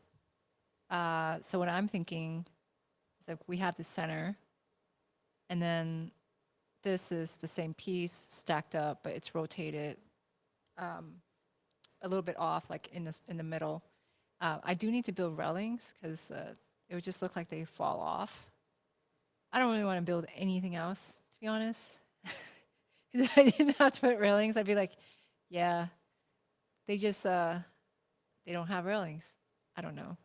Um, the less I can do is better, better. And then what I did here was I just decided, okay, we'll have some hall indication here, and we can kind of cap the way in by just placing this one here. So it just kind of ends it. And then that gives you like the idea that there's a lot of space so that when you're looking at it, it just doesn't completely end. I'm not good at placing things in Unreal. It's just such a basic skill that I never learned. So like if you're, you know, I just picked up the program and I was like, okay, just gonna start using it. And you kind of quickly realize like how much I'm lacking some fundamentals because I just, again, just picked it up and decided, hey, I'm gonna start using this program. So if you see me doing this, it's gonna be painful. I know Ty's like, you can put a formula, and I'm like, where do you put the formula? I have to look into that. And I really didn't have to worry about precision and placement in our previous project. So it wasn't something I even really thought about until now. Like for me, what I would have liked in Maya is just be able to move my pivot, which I know how to move the pivot, but it never really feels the same. And then just kind of snap them. Like I'm just sitting here and smashing these. And like the OCD part of me is like, no, don't do that because it's so messy. But you know, it is what it is. This one here will rotate 210. No. You know, and of course I'm getting all my math wrong. Well, that's also because you're on a stream. Yeah. No, I'd be like looking at this really slow and I would have a calculator and I'd be thinking about it a lot more. But if I'm on a stream, I wouldn't be able to read Cat in the Hat. Well, I can model, like do things that I've done a lot of while streaming, but I haven't done this that much. So this is just kind of eyeballed. And again, I really don't like doing that. Like I really like precision in my work. That it's just perfect. And what I mean is like the way this is placed, it's just kind of smashed in and it's not the same distance as this is placed, that kind of stuff. It really annoys me. But I'm thinking, okay, cool. So this is what it looks like now. I also hid the sunlight because it was really blowing out and I couldn't really see what I was doing. But now we have like a really massive area. And as we're looking through, I can cap these. I guess I can start fudging things a lot more as you get further out. It's becomes much more forgiving. And then maybe it would just become dark on top of that. And then this, I'll replicate this whole thing all the way up. And again, you know, this is a really huge space so that when you look up, you can see the moth coming through. This is going to be like, I don't know how many stories you think this should be, Miguel. Let me take a look. I was working on my guy. At least four or five. 5? I don't think you would even see this guy at 5. You will when I frame it. You, it's really gonna, yeah. I mean, we're gonna do longer lens, right? Yeah, I'll just hide the floor for a shot like that and just look right up. Okay. I also have things like light leaks. So you guys notice these like little leaks. I tried to get rid of them, but they're still there. That's okay. They kind of disappear once you have like meshes kind of capping them. Let's replicate this other side here. So just pull these out, rotate this 180. So that's 270. Just cap these here. But yeah, this is a really, really large environment. I think that this would be the largest environment I have built so far on our own projects. So not counting like professional gigs. Don't you think so? I don't think I built anything bigger than this. Bigger than this.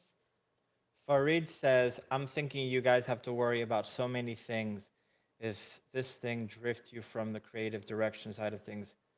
I mean, if I stay so long on modeling or rigging, I lose patience.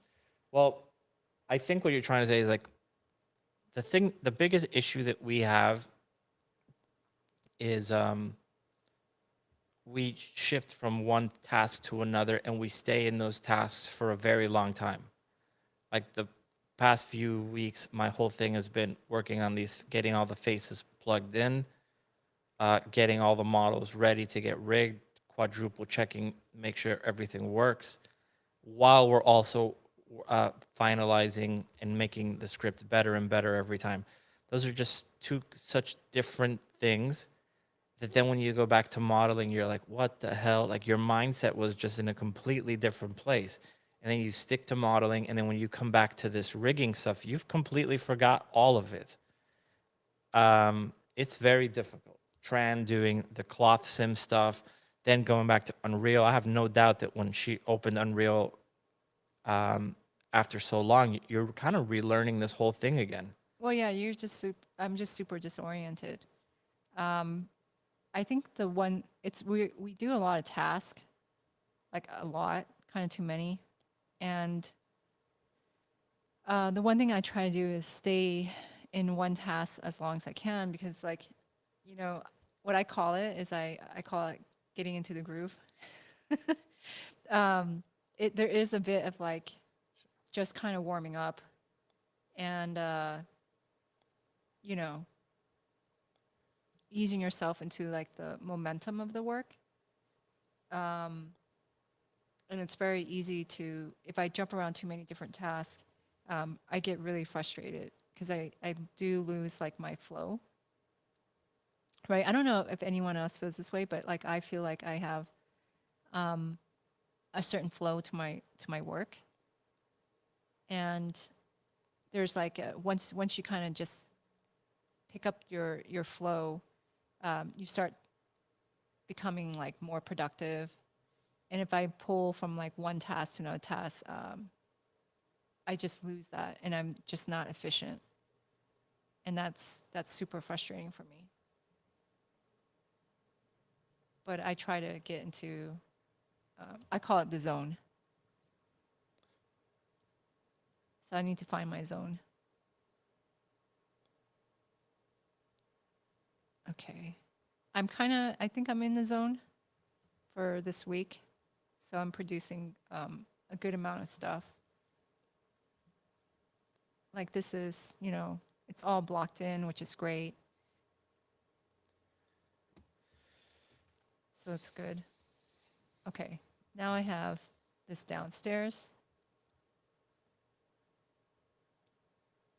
I'm going a little bit fast maybe. but I'm just checking like all these gaps. I could, at that distance, it's pretty easy to just throw some crap in. I really do not want a shot. Like, kind of when I start doing this, my greatest fear is like, let's do a shot of like someone running down this hall. I'd be like, no, there is no hall Of running down what hall? back here. Like, let's have these guys flood in. And I'd be like, no, we Well, can't. you are going to see characters everywhere, but But it has to come from this hall. well, you're not even going to know where the hell they're at. It can't come out through here because they're not, it's just not built. No, but what I'm saying is, it's not like you're going to track the camera there. You would just see them. Even if they ran that way, you could just cut to another part of the hallway you've built, and you're not going to know any better. Yeah, I hope so. That's my hope. I will crush your hope. Yeah, that's what usually happens. to be honest. Okay, what can I do here? So I kind of want to fill in, like I have this shape. I made my life hard.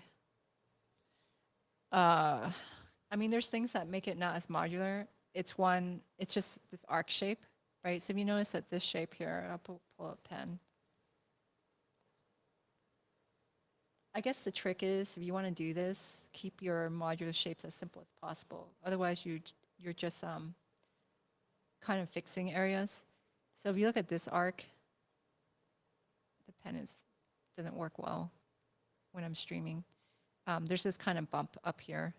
It's actually different than So this arc. Farid says, and I might be messing this up, but your name, but he says, I read that you can center the pivot if you use the modeling tools. There's a pivot center button. Yeah, I know. I know how to change the pivot, but The point is you want it to be exactly where it is in Maya, and you want to, in Maya, it's just so easy and perfect.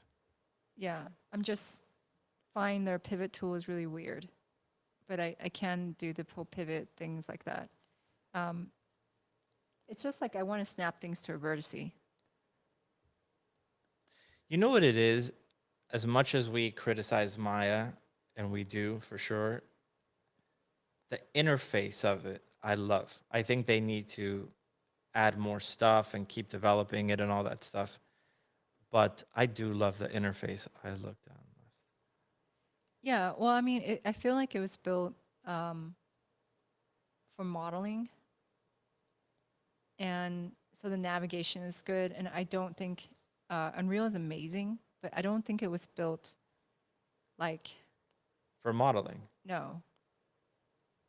It was built for a lot of other stuff. And so it doesn't really have the navigation that a modeler would want. Like I can't see myself spinning, like just even rotating around here, like you lose your pivot really quick. And that's just, I mean, your pivot and your rotation, it's just too hard, I feel, to model in this program. Okay, so I'm trying to fill in this gap with this wall. That's what I'm doing. Because this is the only thing I built for this. And then this way, I don't mean, this one didn't really scale up right. This is just a window thingy that I just stuck in here.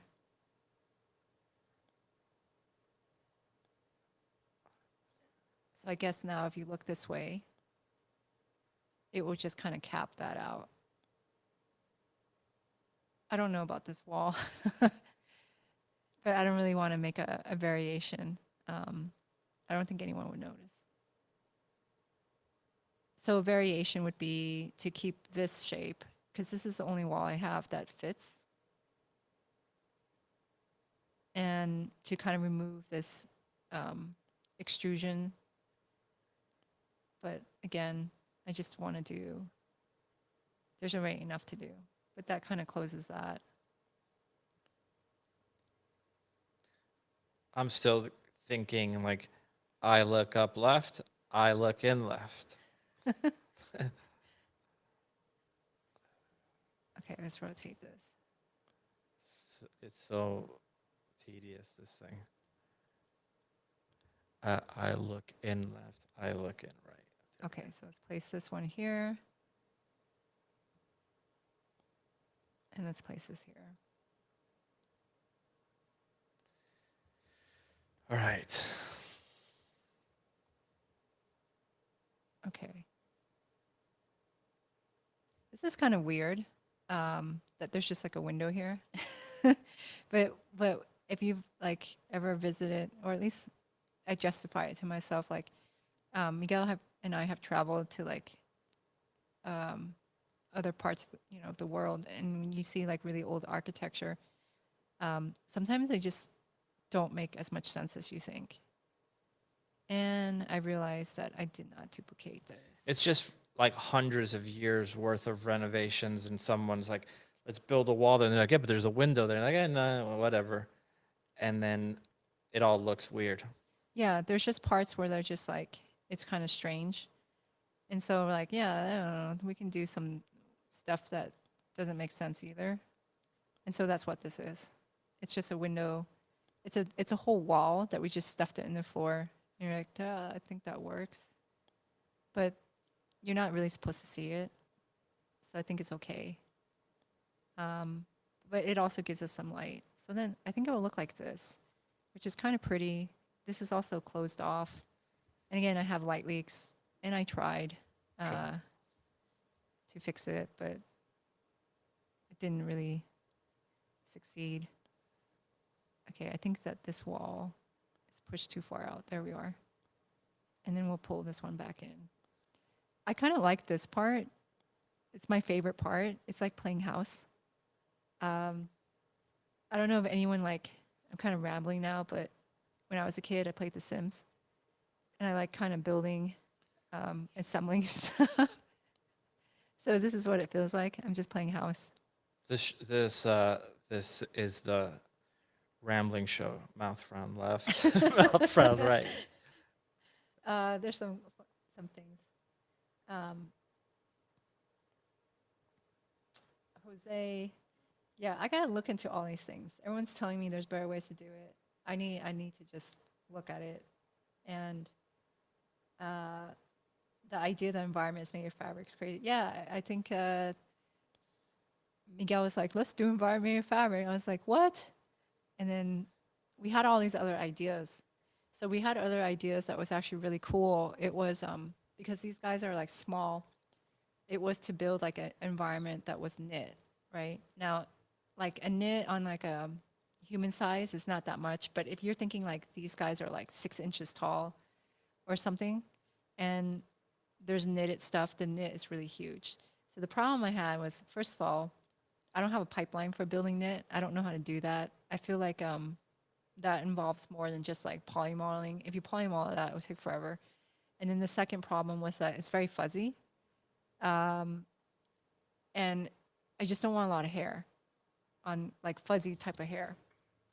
My dream is if we ever got a lot of funding to make this movie, I would not do the environments in CG at all. I would just hire every old lady in LA to come knit and weave this entire set as a miniature and shoot all the plates live action and then do the characters with CG. Yeah, and that could work like in real life, but here the crochet thing was just too difficult. We actually looked into it quite a bit. we did look into it, and I was like, I can't do this, Miguel. Like, let's not do things that we don't know how to do. This is really hard already. Right? Like, we have enough challenges. Yeah.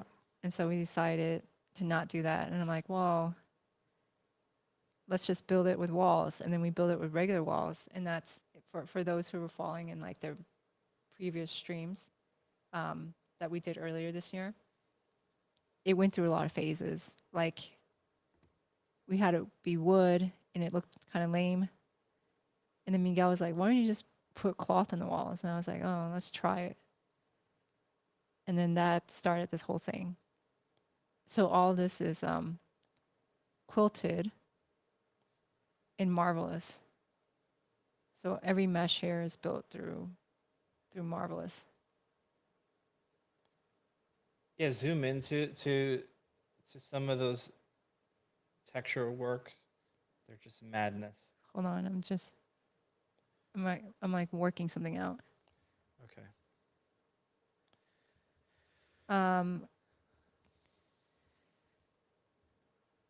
Yeah, so you can see this. There's like fabric, different patterns, and then all the stitching. I do kind of have a favorite piece. My favorite. Zord store. Yeah, it's Sword Store. Let's go over there. Tran loves that freaking door. I like it too. Well, this one was a lot of work to build. It is super layered. So it has this arch design. It has a lot of like coming in and out, right? Like if you look at it this way. So it took much more work. Some of these things are not that difficult. They look really complex, but this is kind of just flat. You know what I mean? And then over here, you just have a lot of these stepping and changes in plane. And it took a lot longer to build this whole thing than most of the other things. So like, this thing took a bit of time, but this whole door area was double the amount of time because it just had so much more work. I think the texture job was much more involved because of that too. I didn't texture this piece. This part was textured by Rain, and then Sasha textured this, and she just did a killer job. So there's a lot of detail, and most of the other ones again don't have the same level of detail. Like this is detailed, but this is twice the amount of detail if you just look at the size. But this is definitely my favorite piece. And they did such a nice, careful job. We also don't get this close.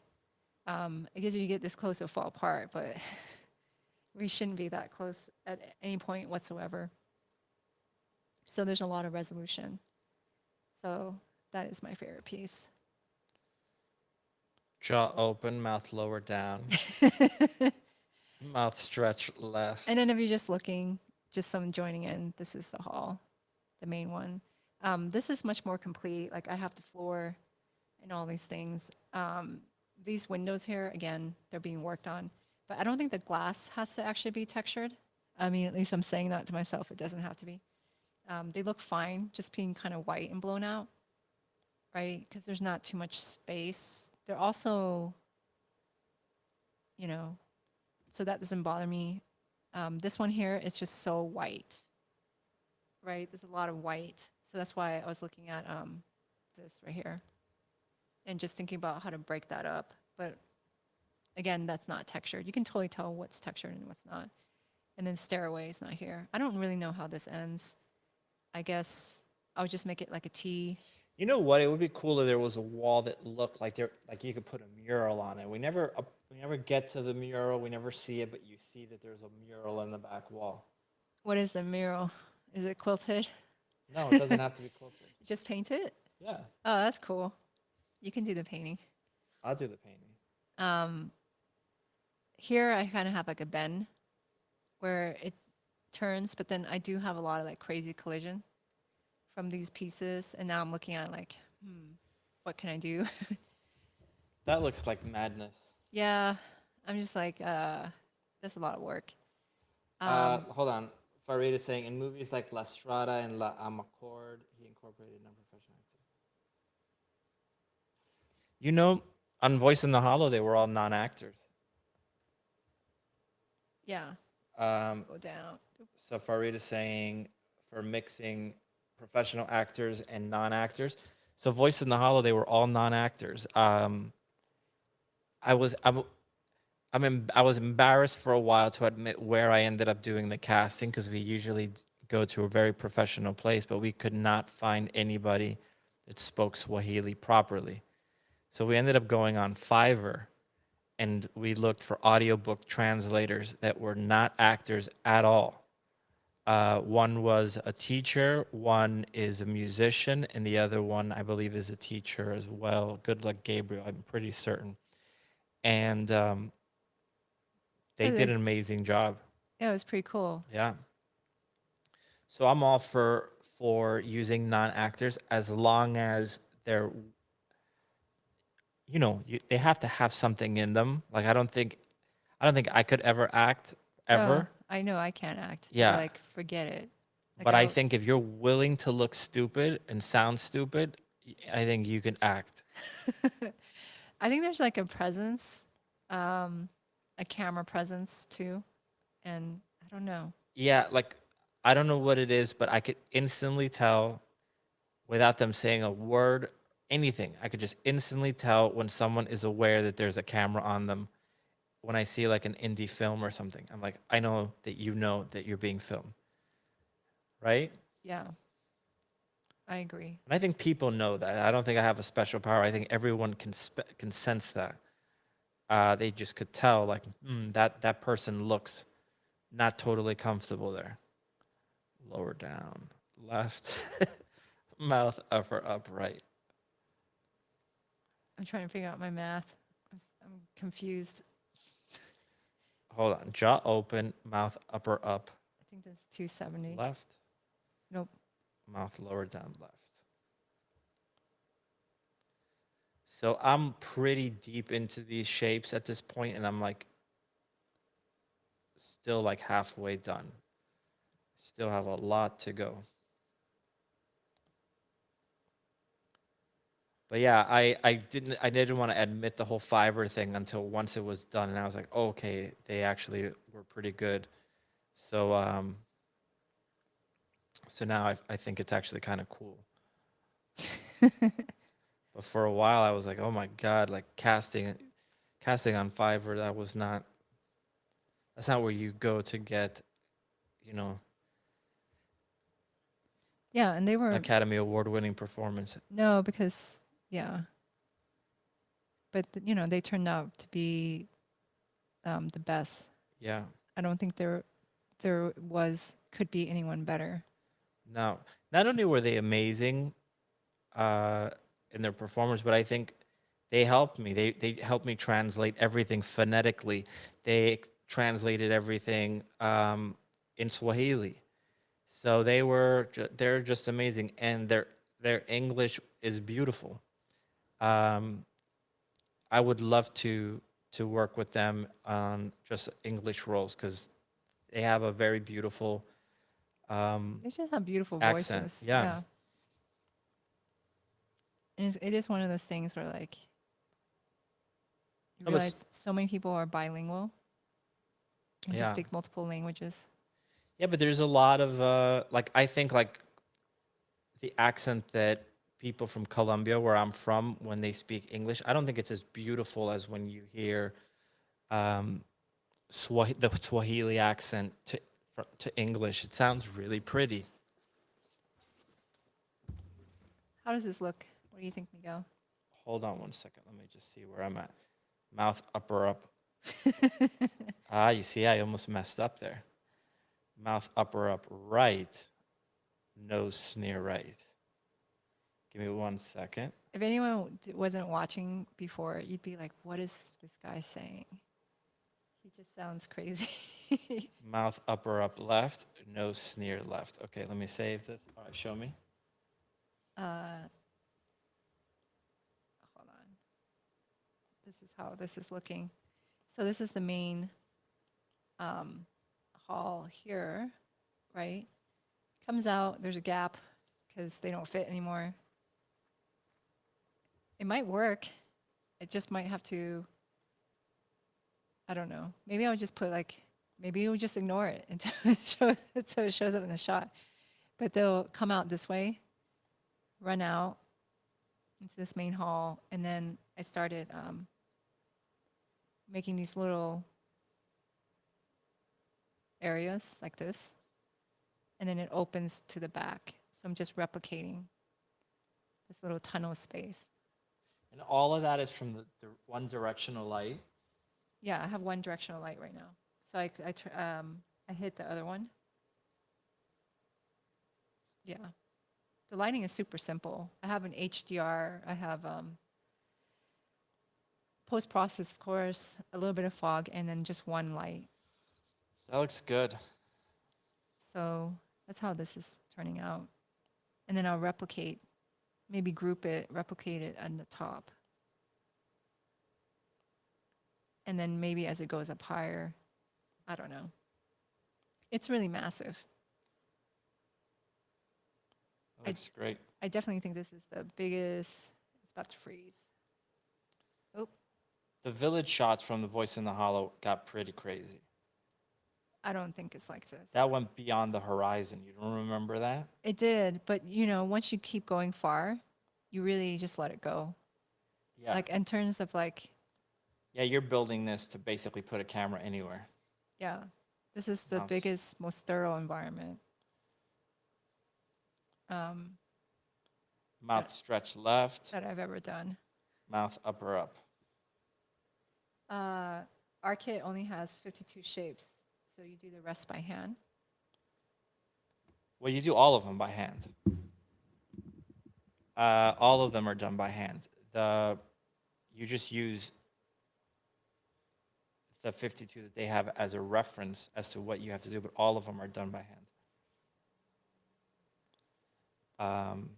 Yeah, we have in our previous streams, we have some really amazing artists come in. That have helped us with the blend shapes. They're as good as they get. Yeah.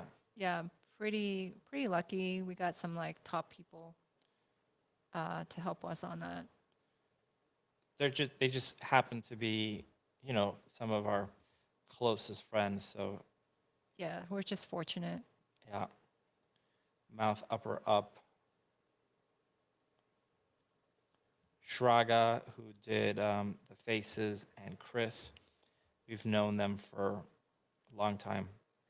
Mouth upper. Well, you knew Shraga like since you were from your first job. Second job, yeah. Yeah. At Rhythm and Hughes.